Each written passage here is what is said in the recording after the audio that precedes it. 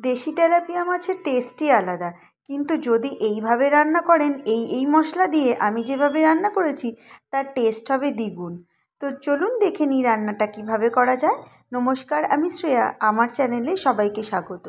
তো প্রথমে একটা মশলা বানিয়ে নেব। তার জন্য নিয়ে নিচ্ছি 1 চামচ হলুদ সর্ষে, হাফ চামচের থেকেও কম কালো সর্ষে, নিয়ে নিয়েছি হাফ চামচ জিরে আর 1 চামচ গোটা ধনে। এবার দিয়ে দেবো এতে স্বাদ মতো কাঁচা লঙ্কা। আমি এখানে 3টে কাঁচা লঙ্কা দিয়েছি, আপনারা যেমন ঝাল খাবেন সেরকমভাবেই দেবেন।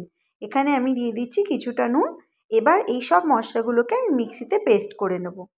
এখানে কড়া গরম হয়ে গেছে, এবার আমি মাছগুলোকে ভেজে নেব। মাছগুলো ধুয়ে ভালো করে নুন হলুদ মাখিয়ে বেশ অনেকক্ষণ রেখে দিয়েছিলাম, আর এর গাটাকে আমি ছুরি দিয়ে চিড়ে নিয়েছি, যাতে যখন ঝোলটা রান্না করব ঝোলটা এর ভেতর ভালোভাবে ঢুকে যাবে। মাছগুলোকে আমি ভালো করে আগে ভেজে নেব। আর এটা যেহেতু টাটকা মাছ, তাই ফটফট করে ফাটবেও না, নাহলে চামড়াগুলো ফাটলে তেল ছিটকে ফোসকা পড়ে যেতে পারে। তাই মাছগুলোকে এইভাবে আমি ভেজে নিচ্ছি উল্টে পাল্টে। মাছগুলো দেখুন কত সুন্দর ভাজা হয়ে গেছে। এবার আমি মাছগুলোকে তুলে নিচ্ছি। এবার ওই একই তেলে, মাছ ভাজার তেলে, এবার আমি এতে দিয়ে দিচ্ছি কালো জিরে ফোড়ন, ছোটো 1 চামচ কালো জিরে ফোড়ন। এবার এতে আমি দিয়ে দিচ্ছি কাটা টমেটো। এখানে আমি একটা বড় টমেটো কেটে নিয়েছি, আর দিয়ে দিচ্ছি কিছুটা ধনেপাতা কুচি। এবার এই মশলাটাকে, এবার এই টমেটো আর ধনেপাতা তেলে দিয়ে ভালো করে নেড়ে নেব। এবার যে বেটে রাখা মশলাটা আছে ওটা আমি ঢেলে দেবো।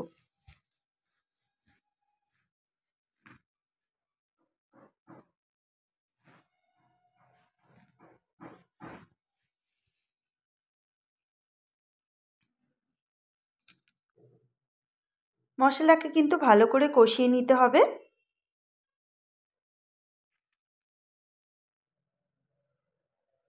এবার এতে আমি দিয়ে দিচ্ছি হাফ চামচেরও কিছু কম রসুন বাটা। এবার এতে আমি দিয়ে দেবো কাশ্মীরি লঙ্কা গুঁড়ো। এখানে কিন্তু আমি গ্যাসের আঁচটা একদম মিডিয়াম রেখেছি।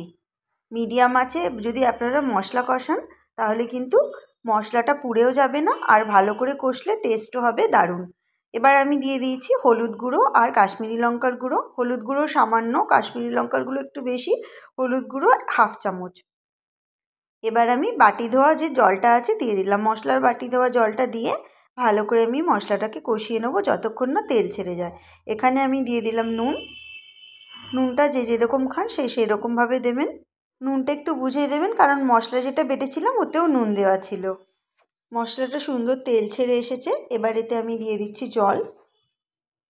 এইভাবে একবার মাছটা আপনারা রান্না করে দেখবেন, এর কিন্তু টেস্টটা অসম্ভব সুন্দর হয়।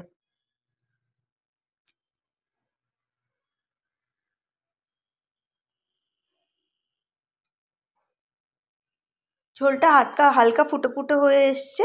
এবার আমি এতে দিয়ে দিচ্ছি মাছটা দিয়ে একটুখানি ঢেকে রেখে দেবো। ওই মিনিট 5 মতো, একদম অল্প আছে ঢেকে রেখে দিচ্ছি। দেখুন মিনিট 5 হয়ে গেছে। এবার আমি ও পিঠটা উল্টে দিচ্ছি, মাছটাকে উল্টে দিচ্ছি। এবার কিন্তু ওতে ঢাকা দেওয়ার দরকার নেই। ঝোলটা ফুটে একটু শুকনো হয়ে এসছে। এখানে আমি ধনেপাতা দিয়ে দিচ্ছি, কুচনো ধনেপাতা।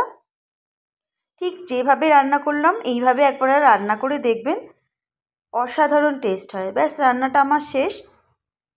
আশা করছি ভিডিওটা আপনাদের ভালো লেগেছে। সবাই ভালো থাকবেন, সুস্থ থাকবেন।